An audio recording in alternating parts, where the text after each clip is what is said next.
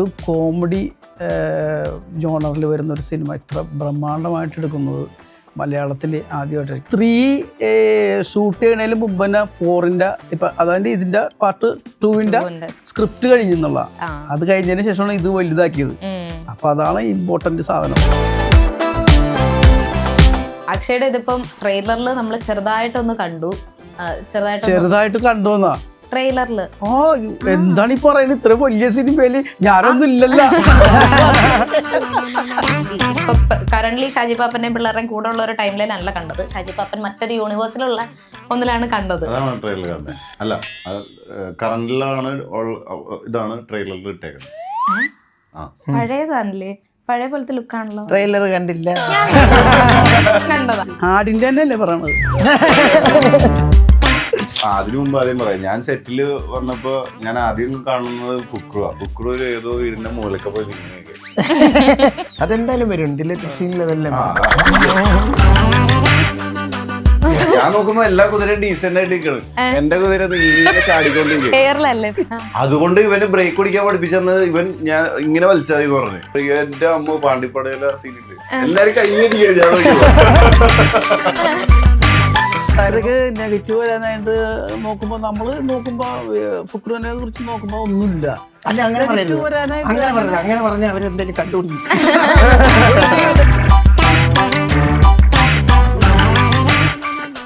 ആട് 3യുടെ കാസ്റ്റ് ആണ് ഇന്ന് നമ്മുടെ കൂടെ ഉള്ളത്. ബിജുക്കുട്ടൻ ചേട്ടൻ, Akshay and Fukru, welcome. Thank you. Okay, അപ്പം ആട് 3 ഇപ്പം എല്ലായിടത്തും ഇങ്ങനെ മുഴങ്ങി കേട്ടോണ്ടിരിക്കുകയാണ്. 2 ടൈം ലൈനിലൊക്കെ ഇങ്ങനെ ഷാജി പാപ്പനും പിള്ളേരും ഓടുന്നതിന്റെ ഒക്കെ നമ്മളിങ്ങനെ കുറെ കണ്ടു. അപ്പം ഇത് ഈ ഒരു സോണിലോട്ട് പുതിയതായിട്ട് വന്ന 2 പേരുണ്ട്, 2 ഇതിലായിട്ട് കൂടെ നിൽക്കുന്ന ആളുണ്ട്. അപ്പൊ ഞാൻ ബിജുക്കുട്ട ചാനലിൽ തന്നെ തുടങ്ങാണ്. ഇതില് എന്തായിരിക്കും വാറ്റ് ബിസിനസ് ഒക്കെ എങ്ങനെ പോകുന്നുണ്ട്? ഇതിൽ എന്തായിരിക്കും എന്നുള്ളത് ശരിക്കും സിനിമ കാണണം എന്നാലേ പറയാൻ പറ്റുള്ളൂ. പക്ഷെ എന്തായാലും ഈ സിനിമ കാണേണ്ട ഒരു സിനിമ തന്നെയാണ്. കാരണം മലയാളത്തിൽ ഇങ്ങനത്തെ ഒരു സിനിമ എന്ന് വെച്ചാൽ ഒരു കോമഡി ജോണറിൽ വരുന്നൊരു സിനിമ ഇത്ര ബ്രഹ്മാണ്ഡമായിട്ട് എടുക്കുന്നത് മലയാളത്തിൽ ആദ്യമായിട്ടായിരിക്കും. എനിക്ക് തോന്നുന്നു മറ്റുള്ള ഇൻഡസ്ട്രികളിലും കോമഡി ഇത്ര വലുതായിട്ടൊരു വൈഡിൽ ഇങ്ങനെ വന്നിട്ടില്ല. കോമഡികളൊക്കെ നമ്മൾ കാണാറുണ്ടെങ്കിൽ ഇത്ര വൈഡായിട്ട് ഇത്ര വലിയ ഒരു ബഡ്ജറ്റിലൊന്നും അങ്ങനെ, കാരണം ടെക്നിക്കൽ പരമായിട്ടും അതുപോലെ തന്നെ ആർട്ടിസ്റ്റിൻ്റെയും അതുപോലെ തന്നെ എല്ലാം കൊണ്ടും ഒരു വലിയൊരു സിനിമയാണത്. അത് അഭിമാനിക്കുക. ആദ്യത്തെ ഫസ്റ്റിൽ ആടിൽ അഭിനയിച്ച ആളാണ് ഞാൻ. ഒരൊറ്റ സീനാണ് ചെയ്തത്. അതൊക്കെ വെച്ച് നോക്കുമ്പോൾ ഇതിനകത്ത് ഇപ്പോഴും നമ്മൾ നിൽക്കുന്നുണ്ട്. അതുപോലെ തന്നെ ഇവർ രണ്ടുപേരും പുതിയതാണെങ്കിൽ പോലും ഇവരെ പോലെ തന്നെ വേറെ ഒരുപാട് പേര് ആളുകളുണ്ട്. കാരണം ഇത് വലുതായല്ലോ, വലുതായപ്പോൾ അതിനുള്ള സ്പേസ് ഉണ്ട് ഇവർക്ക്. ഇനിയും കുറേ ആളുകൾ വരാനുണ്ട്, നമുക്ക് ഇൻ്റർവ്യൂ ചെയ്യാനുണ്ട്. ഇവർക്കൊക്കെ എന്തായാലും സ്പേസ് കണ്ടെത്തിയതിന് ശേഷമാണ് ഇവരൊക്കെ വിളിച്ചാക്കണത്. അത് മിഥുൻ മാനുവൽ എന്ന് പറഞ്ഞാൽ അദ്ദേഹം അറിയാം, വെറുതെ ഒരാളെയും കൊണ്ട് നിർത്തില്ലല്ലോ. അപ്പോൾ ഇവർക്ക് ഇവരുടെ സ്പേസ് ഉണ്ട്. ഇവരെ കണ്ടു കഴിഞ്ഞാൽ ഇപ്പം ഒരു സീനിലാണ് ഞാൻ ആദ്യം അഭിനയിച്ചത്. ആ സിനിമയിൽ തന്നെ അത് വലിയ ഹിറ്റായിരുന്നില്ല, നമുക്ക് ഇൻഡസ്ട്രിയിൽ വലിയ ഹിറ്റല്ലായിരുന്നു. എങ്കിൽ പോലും എൻ്റെയൊക്കെ ഒരു പേര് വിളിച്ച് പറയാൻ മാത്രം ആ സിനിമ നമുക്കുണ്ടാക്കി തന്ന ഒരു വലിപ്പം വലുതാണ്. അപ്പോൾ ഇത്ര വലിയ സിനിമയിൽ ഇവർക്ക് നല്ല സ്പേസ് ഉണ്ടാവും. അപ്പോൾ ഇത്ര വലിയ സിനിമയിൽ ഇനി പിന്നെ തൊട്ടടുത്ത് ഇതിൻ്റെ 2 വരും. 3 എന്ന് പറയുമ്പോൾ അത് 1 ആണല്ലോ. 3 1 ആണ്. അതിൻ്റെ 2 വരും. 2 വരും എന്ന് പറഞ്ഞാൽ അതെന്തായാലും ആവശ്യപ്പെടും ആളുകൾ. അതുപോലെയാണ് എഴുതി വെച്ചാക്കണമെന്നും ഇത് ഷൂട്ട് ചെയ്താക്കണം.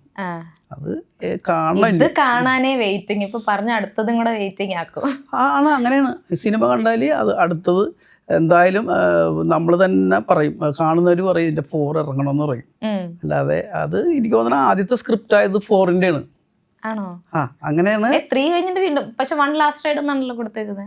അതിന്റെ പാർട്ട് 1 പാർട്ട് 1ഉം 2ഉം വരും. പിന്നെ 4 വരുമോ? അല്ലല്ല, 4 എന്ന് ഉദ്ദേശിച്ചാൽ ടോട്ടലി 4 അല്ല.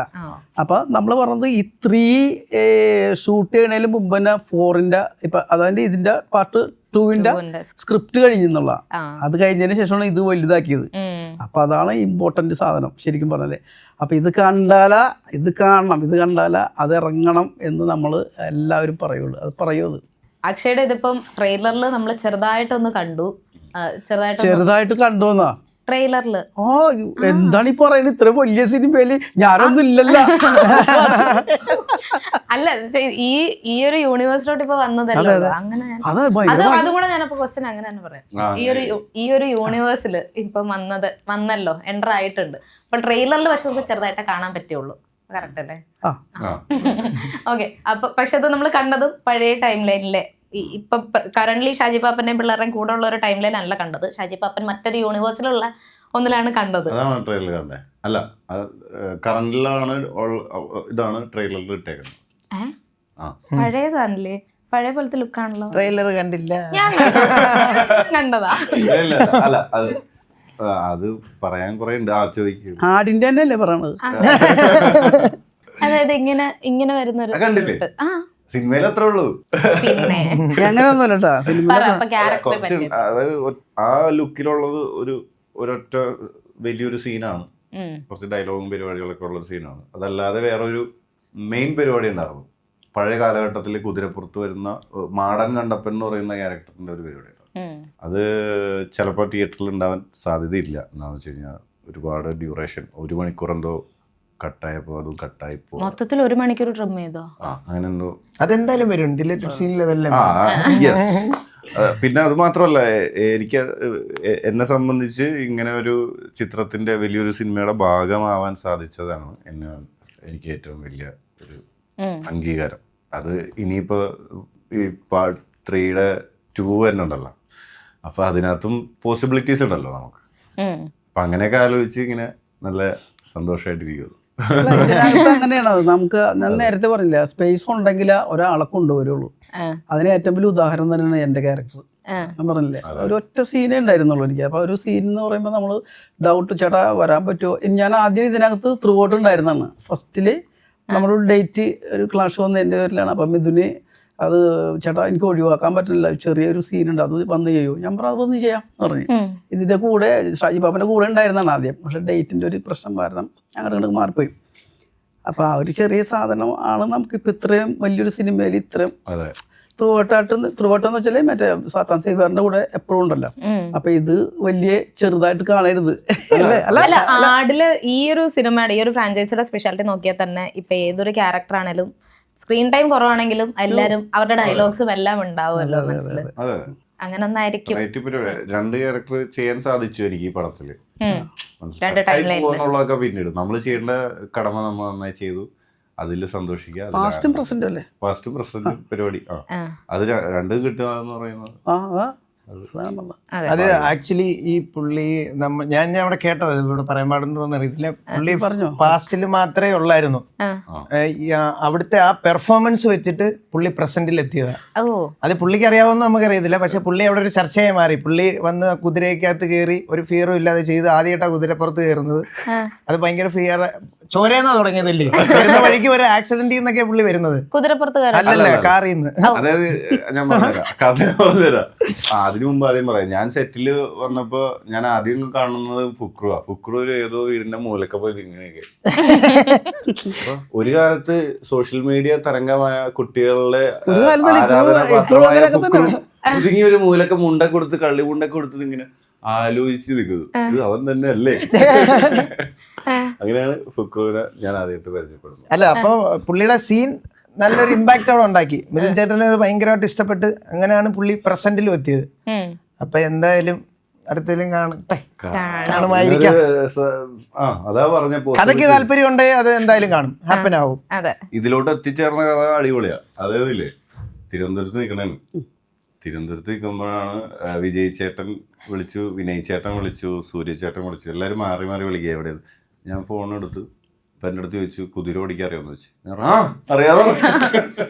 എനിക്ക് മനസ്സിലായി പരിപാടി അത്. അപ്പൊ അറിയില്ല എന്ന് പറഞ്ഞു കഴിഞ്ഞാൽ ഇതിപ്പോ ആരും മാറിയിട്ട് ഭാഗ്യത്തിന് എന്തോ വിളിച്ചേക്കണായിരുന്നു. അപ്പൊ ഞാൻ അറിയാന്ന് പറഞ്ഞു. എന്നാ വേഗം വണ്ടി എടുത്ത് വന്നോളാം പറഞ്ഞു. ഞാൻ നേരെ ഒരു ക്യാബൊക്കെ എടുത്ത് നേരെ രാവിലെ എത്തണം, രാത്രി വിളിച്ചേക്കണേ. നേരെ പോകുന്ന വഴിക്ക് ഉറങ്ങിപ്പോയി, വണ്ടി ആക്സിഡന്റ് ആയി. അത് ഞാനല്ല ഓടിച്ചത്, ഓടിച്ചാൾ ഉറങ്ങിപ്പോയി. ഓടിച്ചാൾ ഉറങ്ങിപ്പോയി. എന്നിട്ട് വണ്ടി ആക്സിഡന്റ് ആയി. വണ്ടി ആക്സിഡന്റ് ആയപ്പോ പണി പാളി. ഇവിടെയൊക്കെ മുറിഞ്ഞ് ചോരയൊക്കെ വന്നോണ്ടിരിക്കുക. ഞാൻ പണി പാളി, സിനിമ പോയി. അല്ല ഞാൻ ചാവുമോ അല്ലെങ്കിൽ അതല്ല വിചാരിക്കുക, സിനിമ പോയല്ലോ ദൈവമേ എന്നാണ് വിചാരിക്കുന്നത്. ഞാൻ നേരെ ഹോസ്പിറ്റലിൽ പോയി നോക്കുമ്പോ തലക്കും കുഴപ്പമൊന്നുമില്ല, ബ്രെയിനിന് കുഴപ്പമൊന്നുമില്ല. ഇത് ചെറിയൊരു മുറിവുള്ളൂ, സ്റ്റിച്ച് ഇടണമെന്ന് പറഞ്ഞു. അതിനുള്ള സമയമില്ല എനിക്ക്, രാവിലെ എത്തണം. സ്റ്റിച്ച് ഇടാൻ നിന്ന് കഴിഞ്ഞാൽ ഉച്ചയാവും. ഇത് എവിടുന്ന് എത്തിക്കൊണ്ടിരിക്കുന്നത്? ഞാൻ ട്രിവാൻഡ്രത്ത് നിന്ന് കോലഞ്ചേരി വരെ എത്തി, പാലക്കാട് എത്തണം. എന്നിട്ട് അവിടെ നിന്ന് വേറെ വണ്ടി വിളിച്ചിട്ട് ഞാൻ പാലക്കാട് എത്തി. അപ്പൊ എന്റെ മുഖമൊക്കെ നീര് വെച്ച്. അപ്പൊ ഞാൻ വിചാരിച്ച് നീര് കാരണം ഇനി പടം പോവും എന്നുള്ളൊരു പേടിയുണ്ടായിരുന്നു. ചേട്ടൻ കണ്ടിട്ട് ഇത് കൊള്ളാം, അതായത് യുദ്ധമൊക്കെ കഴിഞ്ഞ് മുറിവൊക്കെ പറ്റി വരുന്ന ആളാ, അതാണ് പരിപാടി. അപ്പൊ ഇത് കറക്റ്റ് ആയിട്ടുണ്ട് പറഞ്ഞു. അപ്പൊ തന്നെ സന്തോഷമായി. എന്നാ കുതിര ഓടിക്കാൻ തുടങ്ങിക്കോളാൻ പറഞ്ഞു. അപ്പൊ ഞാൻ ഓക്കെ അറിയാലോ അല്ലേ. അപ്പൊ ഞാൻ പറഞ്ഞു 20 മിനിറ്റ് കൊണ്ട് ഞാൻ കാര്യങ്ങളൊക്കെ ചോദിച്ച് മനസ്സിലാക്കി കേറി. പിന്നെ എനിക്കൊന്നും ഓർമ്മയില്ല, കുതിര എന്നെ കൊണ്ടാ പോയി, ഞാനല്ല. വേറൊരു സംഭവം ഉണ്ടായി അവിടെ. കുറെ കുതിരകളും കുതിരയ്ക്ക് ഒരു മാസ്റ്ററും ഉണ്ട്, മാസ്റ്ററിന്റെ ഒരു ശിഷ്യനും ഉണ്ട്. ഇവര് തമ്മിൽ ഭയങ്കര തർക്കം. ഒരു കുതിരയാണ് ഭയങ്കര ഹൈപ്പർ. അപ്പൊ മാസ്റ്റർ പറഞ്ഞു ഇത് ഇണങ്ങുമെന്ന്. അപ്പൊ കൂടെ ഉള്ള ആള് പറയുന്നുണ്ട് ഇത് ഇണങ്ങത്തില്ല. അവര് തമ്മിൽ ഭയങ്കര വഴക്ക്, തർക്കം, ഇതെല്ലാം. കുതിര വെറുതെ ഇരിക്കുമ്പോ ചാടുക, ഏറ്റവും ഹൈപ്പർ കുതിര. ആ കുതിരയിലായി പുള്ളി ആദ്യമായിട്ട് വന്ന് കേറാനും പോകുന്നത്. ഞാൻ നോക്കുമ്പോ എല്ലാ കുതിരയും ഡീസെന്റ് ആയിട്ട് നിൽക്കണം, എന്റെ കുതിര ഇങ്ങനെ ചാടിക്കൊണ്ടിരിക്കും. ഇവന് വെറുതെ നിൽക്കാൻ പറ്റില്ലെന്ന്. അതല്ല, ഇത് ഒരു പല സ്ഥലത്ത് നിന്ന് വരുന്ന കുതിരകളാ. ഈ ബാക്കിയുള്ള കുതിരയായിട്ട് ഇത് മിങ്കിളായി വരാൻ കുറച്ച് ടൈം എടുക്കും. അപ്പൊ ഇത് അതിന്റെ ഒരു ദേഷ്യം കാണിക്കും. ആ കുതിരപ്പുറത്തെ ആളെയും പോയി കയറിയത് റേസ് പറഞ്ഞു. അതുകൊണ്ട് ഇവന് ബ്രേക്ക് പിടിക്കാൻ പഠിപ്പിച്ചെന്നത് ഇവൻ ഞാൻ ഇങ്ങനെ വലിച്ചതെന്ന് പറഞ്ഞു. അതായത് ഒരു 2, 3, 4 കിലോമീറ്റർ ദൂരം ആ സ്ഥലം ഒരു പുൽമേടാണ്. അവിടെ നിന്ന് ഈ അറ്റം വരെ എന്റെ അമ്മ പാണ്ടിപ്പടയിലെ സീനില്ലേ എല്ലാരും കഴിഞ്ഞിരിക്കുകയാണ്. കുതിര ബ്രേക്ക് പിടിച്ചിട്ട് നിക്കള്ള, കുതിര ഒറ്റ വലിയ എന്നെ കൊണ്ട് ഞാൻ കാട് കയറി പോയി. ഞാൻ നോക്കി വളയ്ക്കുമ്പോ വളയുണ്ട്. ഫസ്റ്റ് ടൈം എക്സ്പീരിയൻസ് ആയിരുന്നു അപ്പൊ കുതിര? അതെ അതെ അതെ. കുതിരപ്പുറത്ത് ഇങ്ങനെ കുതിരയെ കണ്ടിട്ടുണ്ട്, തൊട്ടിട്ട് കേറിയിട്ടുണ്ട്. അത് ഇങ്ങനത്തെ റൈഡ് എന്ന് പറയുന്ന എക്സ്പീരിയൻസ് ഞാൻ പോയിട്ടുണ്ടായിരുന്നു, ഹോഴ്സ് റൈഡിങ്ങിന് ഉണ്ടായിരുന്നു. നമുക്കും അറിയില്ലല്ലോ അത്. അപ്പൊ നമുക്ക് ഇവിടെ അതിനുള്ള സൗകര്യം ഉണ്ടായിരുന്നു. അപ്പോൾ 2-3 ദിവസം ഞാൻ പോയിട്ടുണ്ടായിരുന്നു. നമ്മൾ പഠിച്ചില്ലെങ്കിലും അത് കറക്റ്റായിട്ട് ചെയ്യാൻ പറ്റില്ല നമുക്ക്. അപ്പോൾ അതിനുള്ള സൗകര്യമൊക്കെ ഉണ്ടായിരുന്നു. കുതിര ഓടിക്കലുണ്ട്. കുതിര ഓടിക്കലെന്നൊക്കെ പറയുമ്പോൾ ഞാൻ ഓടിക്കുമ്പോൾ കുതിര പുറത്ത് പറയുന്നവർ നിങ്ങൾ ചിരിക്കും. പക്ഷെ അങ്ങനെയല്ല, അതിൻ്റെതായ ഒരു ഗൗരവമൊക്കെ ഉണ്ട് അതിനകത്ത്. അത് സിനിമ കാണുമ്പോൾ മനസ്സിലാവുള്ളൂ. എന്ന് കരുതി എപ്പോഴും കുതിരപ്പുറത്തൊന്നും അല്ല കേട്ടോ. നിസ്സാര ഷോട്ടുകൾക്ക് വേണ്ടിയാണ് അവള് ഇത്രയും ദിവസം കുതിര അതൊന്നും വരണമൊന്നുമില്ല. നിസ്സാര കാര്യമല്ല ഈ കുതിരപ്പുറത്ത് പോകണമെന്ന് വെച്ചാലേ, നമ്മൾ ബൈക്കിൽ പോകണ സ്പീഡിൽ പോകുമ്പോൾ നമുക്കറിയാൻ പറ്റും. സ്പീഡ് ഹൈറ്റ് ഇത്ര ഉള്ളൂ ബൈക്കിന്റെ. കുതിര എന്ന് പറഞ്ഞാൽ 2 ഇരട്ടി ഹൈറ്റിൽ. അത് വെറുതെ അല്ല പോണത്, ഈ സ്പീഡിന്റെ ഒപ്പം ഇങ്ങനെ അടിക്കാണ് കുതിര. അതായത് നമ്മൾ ഒന്ന് ഇരിക്കാൻ പോകുമ്പോഴത്തേക്കും അടുത്ത അടി വരും, മനസ്സിലായ? അപ്പൊ വീഴാതൊക്കെ എങ്ങനെയാണ് ഇവർ ഓടിക്കണേന്നുള്ളതാണ്. അത് മനസ്സിലായ? അത്രയും സ്കിൽഡ് ആവേണി അടിപൊളി. ഒരു ഋതമുണ്ട്, ആ ഋതത്തിൽ അത് നമ്മൾ ആവണം. ഇല്ല, എനിക്കില്ല, ഞാൻ ഇതെല്ലാം കണ്ട് മനസ്സിലാക്കി. എനിക്ക് ചുമ്മാ കയറി ഇരുന്ന് നടന്നു പോയാൽ മതിയായിരുന്നു. ഓക്കെ, ഞാൻ ഇങ്ങോട്ട് എത്തിയില്ല. അല്ല, ഞാൻ എത്തും.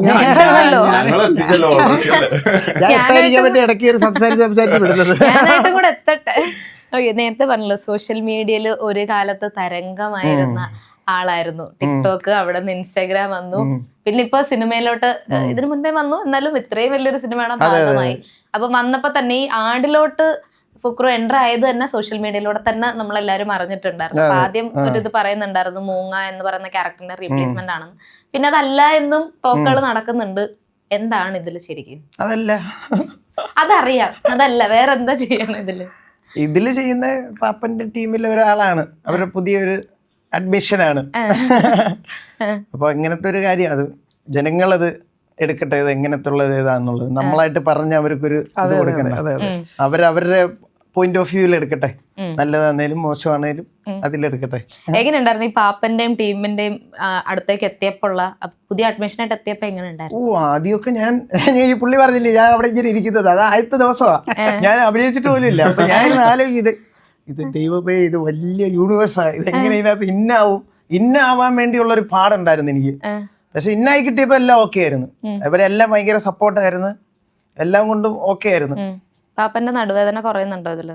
അത് സിനിമ കണ്ട് നിങ്ങൾ മനസ്സിലാക്കുന്നതാണ്. എനിക്ക് സിനിമയെ പറ്റി ആധികാരികമായിട്ട് പറയാൻ പറയാൻ അധികാരമില്ല. അറിയാമെങ്കിലും ഞാൻ പറയത്തില്ല. കാര്യം ഞാൻ മൂന്നാമത്തത് വന്ന് ജോയിൻ ചെയ്ത ഒരാളാണ്. അപ്പൊ അതിന് അധികാരമായിട്ട് പറയാൻ പറ്റുന്ന ഒരാൾ നടക്കിരിപ്പുണ്ട്. നമുക്ക് എല്ലാം പറയാൻ പറ്റൂല. കാരണം സിനിമ കാണുമ്പോഴാണല്ലോ അതിന്റെ ഒരു ഇതുള്ളൂ. എല്ലാ സിനിമക്കും പറയുന്ന പോലെയല്ല ഈ സിനിമ കാണണം ശരിക്കും. പിന്നെ നമുക്ക് അവിടെ ഉണ്ടായ കുറെ തമാശകളും പിന്നെ നമ്മൾ മറ്റുള്ള സിനിമകൾ പോലെയല്ല ഇതിന്റെ ഷൂട്ടിങ്. നമ്മളൊരു കുടുംബം പോലെ കൂട്ടുകാരന്മാരും അതുപോലെ ചേട്ടന്മാരും ആ ഒരു കാര്യത്തിൽ മുഴുനീളമായിട്ടുണ്ടായിരുന്നെങ്കിൽ എന്ന് കുതിച്ചിട്ടുണ്ട്. കാരണം 2 ദിവസവും 3 ദിവസവും 4 ദിവസമൊക്കെ അഭിനയിക്കുമ്പോൾ തന്നെ നമ്മളെല്ലാവരുമായിട്ട് ഭയങ്കര അടിപൊളിയാണ്. ഞങ്ങൾ ലുഡോ കളിക്കായിരിക്കും ഈ ക്യാരവനിലൊക്കെ ഇരുന്ന് പുറത്തൊക്കെ ഇരുന്ന് നല്ല രസമാണ്. അപ്പൊ മൊത്തത്തിലായിരുന്നെങ്കിൽ അടിപൊളിയാനെ. വിജയണ്ണൊക്കെ ആദ്യമായിട്ട് ഞാൻ ഇവിടെ വെച്ച് കാണാം, സെറ്റിൽ വെച്ച് കണ്ടിട്ടില്ല. പ്രൊമോഷനാണോ ഫസ്റ്റ്? കോമ്പിനേഷൻസ് ഇല്ല. ഇത് വലിയ സിനിമയാണ്. നമ്മള് ഇന്ന് കാണുന്നവരല്ല നാളെ സെറ്റിലേക്ക് കാണുന്നത് പുതിയ ആൾക്കാരാ. അപ്പൊ അങ്ങനെ ഒരു മൊത്തത്തിലൊരു എക്സ്പീരിയൻസ് മിസ്സായിട്ടുണ്ട്. നല്ല ജയസൂര്യായിട്ട് കോമ്പിനേഷൻ ഉണ്ടായിരുന്നു? ഞാൻ കണ്ടിട്ടേ ഇല്ല. ആഗ്രഹം ഉണ്ടായിരുന്നില്ല എന്നല്ല ഈ സിനിമയിലേക്ക് വിളിച്ചപ്പോ? സമയം തനിയല്ലേ. അത് നമുക്ക് അടുത്ത 2 വീലർ അടിക്കാം. എല്ലാം 2 വീലാണ്. 2 വീലാണ്. ഇതിന്റെ പ്രസ് മീറ്റ് ഒരു ഇവന്റിന് മിഥുൻ ചേട്ടൻ തന്നെ പറഞ്ഞിട്ടുണ്ടായിരുന്നു, പാപ്പനും പിള്ളേരുടെ ഓട്ടം തുടർന്നുകൊണ്ടേയിരിക്കുകയാണ്, ചിലപ്പോ 2 ടൈം ലൈനിൽ ഓടിയെന്നിരിക്കും എന്നൊക്കെ. ഈ മറ്റേ ടൈം ലൈനിലും പാപ്പനും പിള്ളേരും ഒരുമിച്ച് തന്നെയാണോ ഓടുന്നത്? അത് പറഞ്ഞ അതിന്റെ ഫണ്ട് ഇത് കാണുന്നവരെ ഒരു ഇത് പോയില്ലേ? ഞാനെല്ലാ സിനിമയും കാണും. ഞാൻ ഇന്നലെ കൂടെ ഇന്റർവ്യൂ ഉള്ളതുകൊണ്ട് ഇന്നലെ ഫസ്റ്റ് സെക്കൻഡ് ഒന്നുകൂടെ ഇരുന്ന് കണ്ടല്ലേ. ഒന്നുകൂടെ ഇരുന്ന് കണ്ട് പഠിച്ചിട്ടാ വന്നേന്ന്. അങ്ങനെയല്ല, കുറച്ച് നാളായാലും ഒന്ന് കണ്ടിട്ട് അപ്പൊ അതിന്റെ ഓർമ്മകളൊക്കെ ഒന്ന് പുതുക്കിയത്. പക്ഷെ നിങ്ങൾ കാണുന്ന ചെറിയ സീനുകളാണെങ്കിൽ അത് ഡിലേറ്റഡ് സീനുകളായിരിക്കുള്ളൂ കാണുന്നത്. എനിക്ക് തോന്നുന്നത് ഈ ആട് 2-ലും ഈ 2 മണിക്കൂറോളം 1.5 മണിക്കൂർ എന്തായാലും കട്ട് ചെയ്തിട്ടുണ്ട്, ട്രിം ചെയ്തിട്ടുണ്ട്. ഒരു സിനിമക്ക് കുറച്ചും കൂടി മതി അല്ലേ? അപ്പം അത്രയും ഭാഗങ്ങൾ അന്ന് നമ്മൾ ഡ്യൂറേഷൻ കൂടുതലായതുകൊണ്ട് ചെയ്തു പോയിട്ടുണ്ട്. അത് നമ്മൾ നല്ലത് മാത്രം എടുത്ത് ചെയ്യാന്നുള്ളതാണ്. പക്ഷെ അതും ഇപ്പം ഈ പറഞ്ഞോട്ട് ആ സീനുകളും ഇപ്പോൾ കാണാൻ ഭയങ്കര രസമാണത്. അപ്പോൾ വേണമെങ്കിൽ അത് ലെങ്ത്തിൽ നമുക്ക് വേണമെങ്കിൽ കുത്തി നടക്കായിരുന്നു. പക്ഷെ അത് നമുക്ക് വേണ്ട കാര്യങ്ങൾ മാത്രം എടുത്തിട്ട് ബാക്കിയുള്ളതൊക്കെ ഈ ഡിലേറ്റ് സീൻ പോലെ അങ്ങ് ഇടുകയാണ്. ഇതിനകത്തും ഉണ്ടായിട്ടുണ്ട് അങ്ങനെ. ഇതിനകത്തും ഒരുപാടുണ്ടായിട്ടുണ്ട്. കാരണം ഇത്ര മണിക്കൂർ കിട്ടണമെങ്കിൽ നമ്മളൊരു സ്ക്രിപ്റ്റ് അല്ലെങ്കിൽ സീനൊക്കെ കിട്ടുമ്പോൾ നമ്മൾ എല്ലാം മിമിക്രിക്കാരും പിന്നെ നാടകത്തിൽ നിന്നും എല്ലാം കലാകാരന്മാരായിരുന്നല്ലോ. അപ്പോൾ അവർ ഇങ്ങനെ ഇംപ്രവൈസ് ചെയ്ത് ചിലപ്പോൾ വലുതായി പോകും സീൻ. പക്ഷേ ഇതിനകത്തൊരു അച്ചടക്കം ഉണ്ടായിരുന്നു. കാരണം അത്രയും വലുതാകാൻ പറ്റൂല ഇത്. കാരണം അത്രയ്ക്ക് എഴുതി വെച്ചിട്ടുണ്ട് കറക്റ്റായിട്ട്. പിന്നെ ഈ ഒരു ഗ്രൂപ്പാണല്ലോ, ഗ്രൂപ്പിൽ ഒരാൾ ചെയ്യുമ്പോൾ മറ്റേയാളും ചെയ്യും. അപ്പം അങ്ങനെയൊക്കെ വെച്ച് നോക്കുമ്പോൾ ഇതിനകത്ത് ആപ്റ്റായ സാധനം പുള്ളി എഴുതി വെച്ചിട്ടുണ്ട്. പിന്നെ നമ്മുടെ കോൺട്രിബ്യൂഷൻ കാര്യങ്ങളൊക്കെ കൂടി ആകുമ്പോൾ ആ സീനുകളൊക്കെ ഗംഭീരം ആണ്. ഇതിപ്പം ഇതിന്റെ ഫസ്റ്റ് ഇറങ്ങിയത് 10 വർഷം മുൻപായിരുന്നല്ലോ. ആ സമയത്ത് നിങ്ങൾ എന്ത് ചെയ്യായിരുന്നു? 10 വർഷം മുമ്പ്, 11 വർഷം മുമ്പ്, 2015 ഇറങ്ങി. ആ സമയത്ത് നിങ്ങൾ എന്ത് ചെയ്യായിരുന്നു? ഈ 2 പേരും. നിങ്ങൾ 2 പേരും എന്ത് ചെയ്യായിരുന്നു? +2 ഇതുണ്ടാ റീലൊക്കെ ഉണ്ടോ? ഇല്ല. അപ്പൊ അന്ന് ഈ സിനിമാ മോഹം ഒക്കെ ഉണ്ടായിരുന്നോ? അന്ന് സിനിമ ഭ്രാന്തല്ലേ, നമ്മള് ഷോർട്ട് ഫിലിം ഒക്കെ പിടിച്ച് കിടക്കുന്ന സമയമല്ലേ. അപ്പൊ ആട് ഫസ്റ്റ് എനിക്ക് ഭയങ്കര ഇഷ്ടപ്പെടാൻ കാരണമുണ്ട്. അതിനകത്ത് ഷെർലക് ഹോംസ് റെഫറൻസ് ഉണ്ട്. ഒരു സ്ലോ മോഷൻ കാട്ടിക്കൂടെ വെടിവെപ്പും മരങ്ങളുടെ ഇടയിൽ കൂടെ ഒരു സ്ലോ മോഷൻ ഭയങ്കര ഇഷ്ടമായിരുന്നു. കാരണം ഷെർലക് ഹോംസ് ഒക്കെ ഭയങ്കര ഇഷ്ടപ്പെട്ട് ഇരിക്കുന്ന സമയം. അതിന്റെ റെഫറൻസ് മലയാളം പടത്തിൽ വന്നപ്പോൾ പൊളി. കാരണം മലയാള സിനിമ ഇങ്ങനെ മാറിക്കൊണ്ടിരിക്കുക, മനസ്സിലായി, മേക്കിംഗ് ഒക്കെ വേറെ ലെവലായിക്കൊണ്ടിരിക്കും. ആ സമയത്ത് ഇഷ്ടപ്പെട്ടു തുടങ്ങിയത് ആടെന്ന് പറഞ്ഞു കഴിഞ്ഞാൽ അന്നേ എനിക്ക് ഇഷ്ടപ്പെട്ട. തിയേറ്ററിൽ വർക്കായില്ല എന്ന് പറയുന്നുണ്ട്, പക്ഷെ ഞാൻ തിയേറ്ററിൽ പോയിട്ട് എനിക്ക് വർക്കായിട്ടുള്ള ഒരു സിനിമയാണ് ആട്.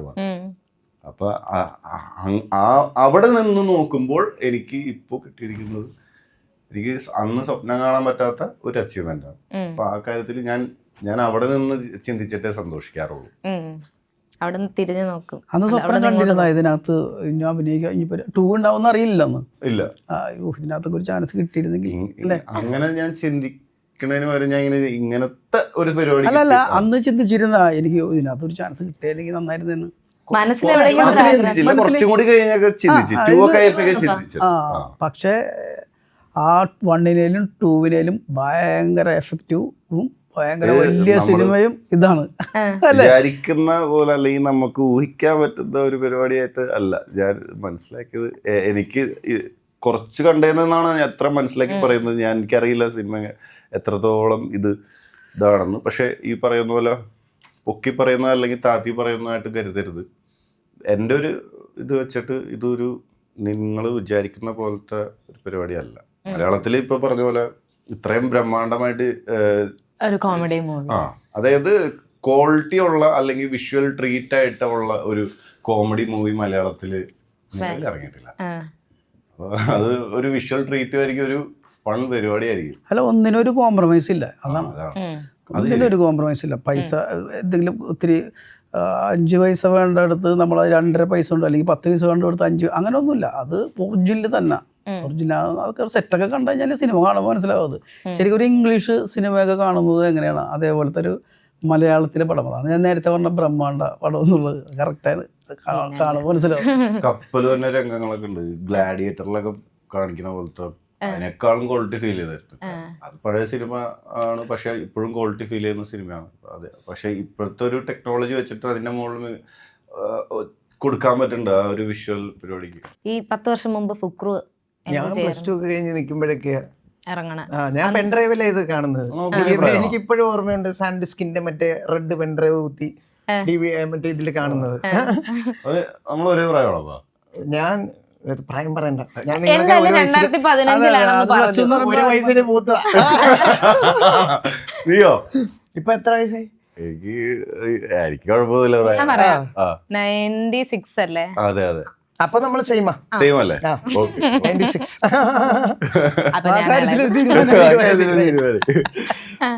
അപ്പൊ എന്നിട്ട് പെൻഡ്രൈവ് ഒക്കെ കുത്തി കണ്ടിട്ട് ഞാൻ ഇതിനകത്ത് പല സീനുകളും മറ്റേ ടിക്ടോക്കിലൊക്കെ ഡ്രസ് മാച്ച് ഒക്കെ ചെയ്യുന്നത് നമ്മൾ ഒരിക്കൽ പോലും ഇത് വിചാരിക്കുന്നില്ല. ഈ സിനിമ പറയുന്ന പോലെ എപ്പിക് ഫാന്റസി ആണെന്നാണ് ഡയറക്ടർ ഉൾപ്പെടെ എല്ലാരും പറയുന്നത്.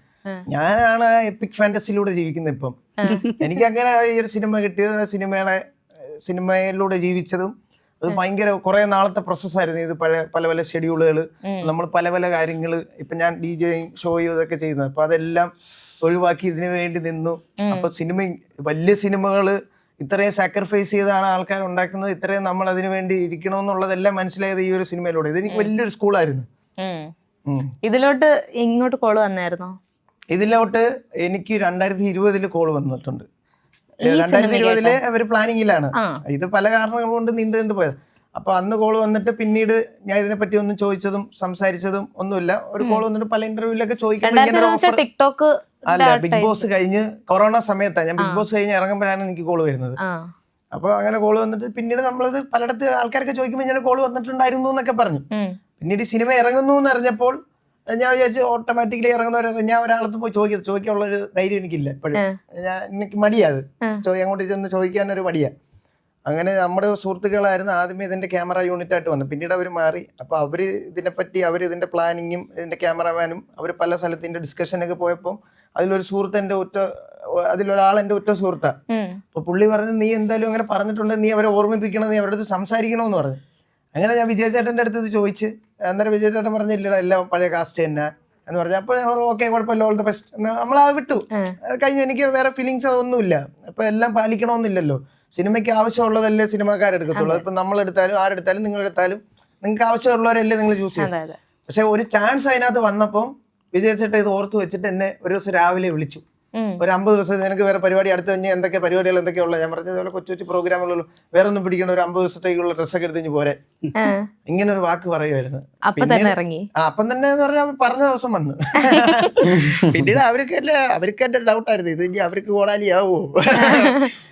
പക്ഷെ അടിപൊളിയായിരുന്നു. പിന്നീട് ഞാൻ കാരണം അവർക്ക് കുറെ ബുദ്ധിമുട്ടൊക്കെ ഉണ്ടായി. അത് ഈ സൈബർ ബുള്ളിങ് ഉണ്ട്.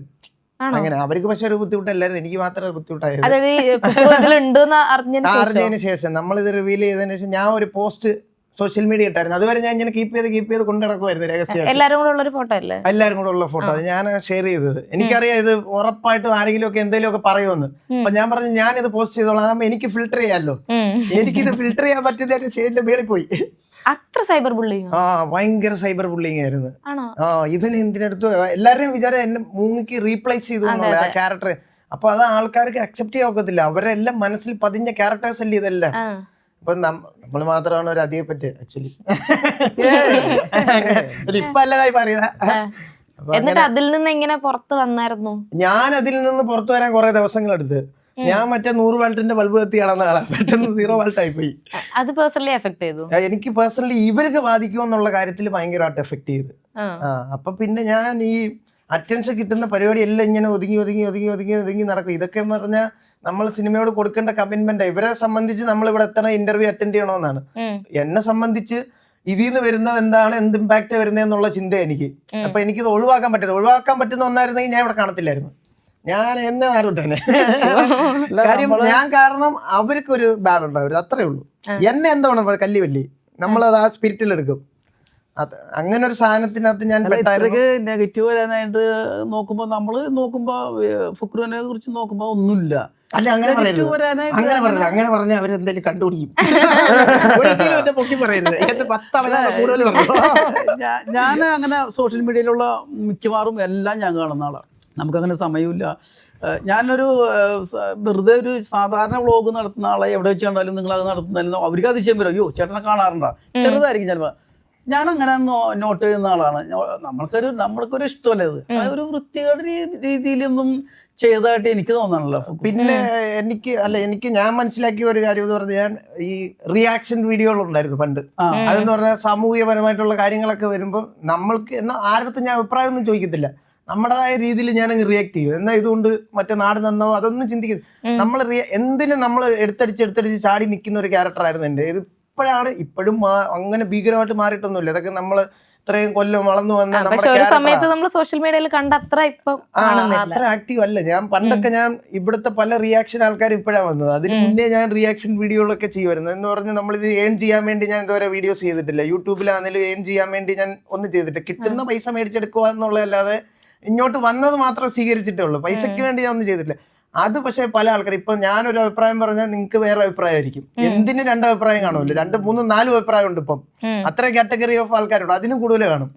അപ്പൊ ഈ പല ആൾക്കാരെ ഈഗോ ഹർട്ട് ചെയ്യുന്ന രീതിയിലുള്ള അഭിപ്രായം പറഞ്ഞതായിരിക്കാം എന്നിൽ അങ്ങനെ വന്നേക്കുന്ന ഒരു റീസൺ എന്ന് ഞാൻ മനസ്സിലാക്കുന്നത്. അപ്പൊ ഞാനത് ഒരു പോയിന്റിൽ നിർത്തി.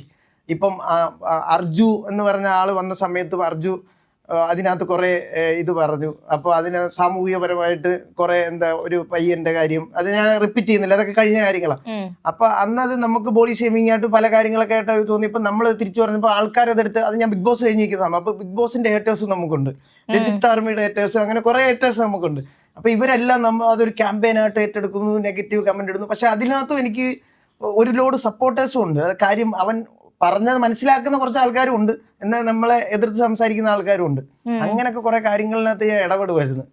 അതൊക്കെ ഞാനങ്ങ് നിർത്തി. നമ്മൾ പറഞ്ഞുകൊണ്ട് ഒന്നും മാറാൻ പോകുന്നില്ല, ഇതിന്ന് വരുമാനവും കിട്ടുന്നില്ല, ആ പടം കിട്ടുന്ന കുറെ ഏറ്റേഴ്സ്, ഞാൻ പിന്നെ അതങ്ങ് നിർത്തി. പിന്നെ ഇപ്പൊ എന്റെ ഒരു ഒറ്റ ചിന്തയുള്ളൂ, ഈ കോമൺ ആയിട്ടുള്ള ആൾക്കാർക്ക് സോഷ്യൽ മീഡിയയിലൂടെ അവർക്ക് എന്നോടൊരു ഈഗോ തോന്നാൻ വേണ്ടിയുള്ള സാധനങ്ങൾ ഞാനിപ്പോൾ ഒഴിവാക്കി തുടങ്ങി. നമ്മളെ അച്ചീവ്മെന്റുകൾ അതിനകത്ത് ഷെയർ ചെയ്യുക. ഇപ്പൊ നേരത്തേക്ക് നമ്മൾ പുതിയ ഫോൺ എടുക്കുമ്പോൾ എല്ലാവരും സ്റ്റാറ്റസ് ഒക്കെ ഇടും. ഇപ്പം ഞാൻ ഫോൺ എടുത്താൽ ഇപ്പം ഞാൻ സ്റ്റാറ്റസ് ഇടാറില്ല, ഞാൻ വണ്ടി എടുത്ത് എൻ്റെ വണ്ടിയുടെ വീഡിയോസ് ഇടാറില്ല, ഒന്നും ഇടാറില്ല. കാര്യം ആൾക്കാർക്ക് ഒരു പോയിന്റ് പോലും ഈഗോ എല്ലാ മനുഷ്യർക്കും ഉണ്ടാവുന്നതാണ്.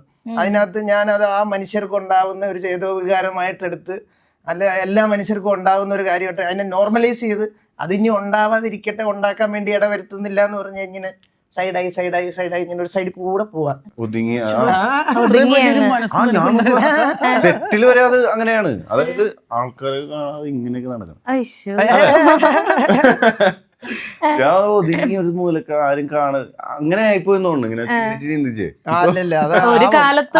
ആ സമയത്ത് എനിക്ക് ആരെന്ത് പറഞ്ഞാലും നീ പറഞ്ഞു. ഇപ്പൊ ഒരാൾ വന്ന് എന്നെ സംബന്ധിച്ചിപ്പം ഒരാൾ വന്ന് ഒരുപാട് നെഗറ്റീവ് കമന്റും തെറി വിളിക്കുവാന്ന് വെച്ചോ, അപ്പൊ ഞാൻ അതിൽ നിന്ന് മനസ്സിലാക്കുന്നത് അവൻ വന്നിട്ട് എന്നെ അങ്ങനെ പറഞ്ഞു ഇങ്ങനെ പറഞ്ഞു.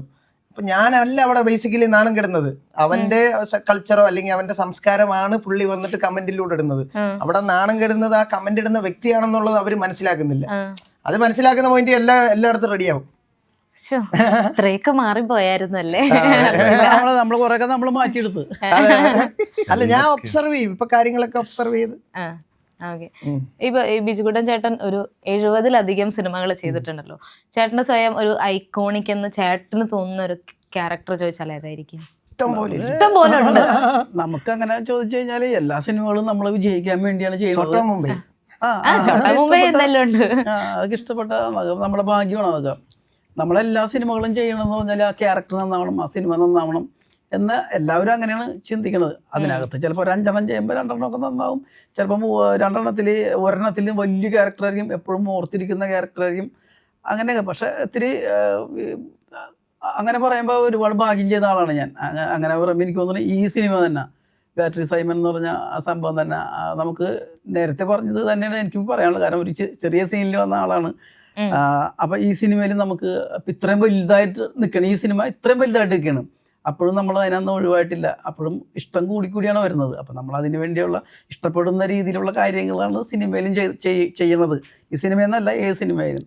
അപ്പം അങ്ങനെ കുറേ ക്യാരക്ടർ എനിക്ക് കിട്ടുന്നുണ്ട്. അടിയപ്പേര കൂട്ടമണി, അതുപോലെ തന്നെ ചോട്ടാ മുംബൈ.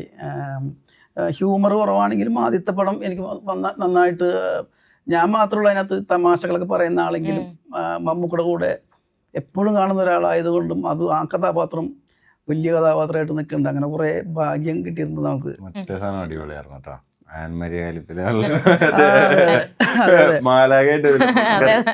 അതാണ് ഞാൻ പറഞ്ഞത്. മിഥുൻ ഒരിക്കലും, നമ്മുടെ മിഥുൻ മാനുവൽ തോമസ്, അതായത് ഇതിന്റെ ഡയറക്ടർ ഒരിക്കലും ഒരാളെ കാസ്റ്റ് ചെയ്യുമ്പോൾ അയാൾ വേണ്ടായിരുന്നില്ല എന്ന് പറയില്ല. അതാണ് ഞാൻ ഇവർ രണ്ടുപേരും ഇരുത്തിക്കൊണ്ട് പറയുന്ന ഒരു കാര്യം. നമുക്ക് ഇപ്പൊ ഇത്രയും വലിയൊരു പടത്തിൽ വെറുതെ കൊണ്ടുവന്ന ഒരാളെയും പിടിച്ചിടൂല.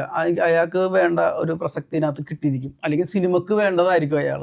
അപ്പൊ അന്ന് എന്നോട് പറഞ്ഞിരുന്നു, ഞാനന്ന് അടിയപ്പേരെ കൂട്ടമണിയെ കഴിഞ്ഞ് നല്ല പൊസിഷനിൽ നിൽക്കുന്ന സമയം, നല്ല തിരക്കുള്ള സമയത്താണ് ചേട്ടാ. അപ്പൊ മിഥുൻ വിളിച്ചപ്പോൾ ഞാൻ കരുതി 50 ദിവസം കൊടുക്കേണ്ട ഒരു ഒന്ന് കരുതി. അപ്പൊ അലമാര തുടങ്ങണുള്ളൂ, അലമാരയിലായിരുന്നു.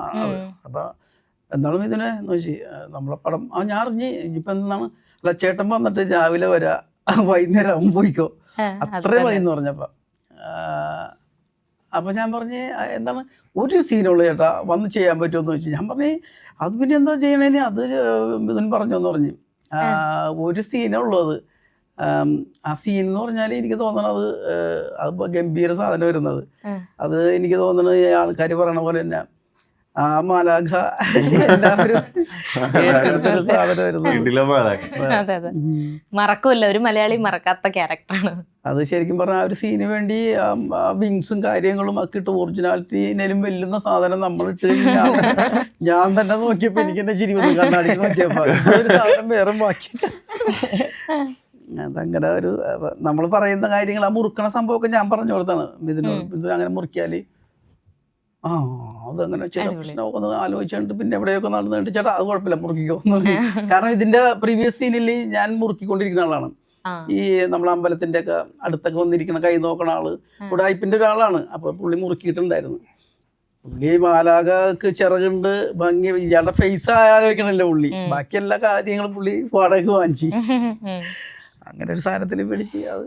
അപ്പൊ എന്തായാലും അടിപൊളി. ഇപ്പം ഇതിലും അടിപൊളി ക്യാരക്ടേഴ്സ് ഒക്കെ ഇനി വരട്ടെ, ഒരുപാട് നമ്മളെ ചിരിപ്പിക്കാൻ പറ്റട്ടെ, നല്ല നല്ല പെർഫോമൻസ് ഒക്കെ ഇനി കാണാൻ പറ്റട്ടെ എല്ലാവരുടെയും. അപ്പൊ ഈ യൂണിവേഴ്സിലിട്ട് നിങ്ങളുടെ രണ്ടുപേരും എങ്ങനെയാണ് എൻ്റർ ആയിരിക്കുന്നത് എന്ന് കാണാൻ വേണ്ടി വെയിറ്റിംഗ് ആണ്. ബാറ്ററി സൈമൺ ഇനി എന്താണ് ചെയ്യുന്നത് എന്ന് അറിയാൻ വേണ്ടിയിട്ട് വെയിറ്റിംഗ് ആണ്. അപ്പൊ എന്തായാലും നമുക്ക് തിയേറ്ററിൽ കാണാം. എന്തായാലും thank you so much and all the best. Thank you.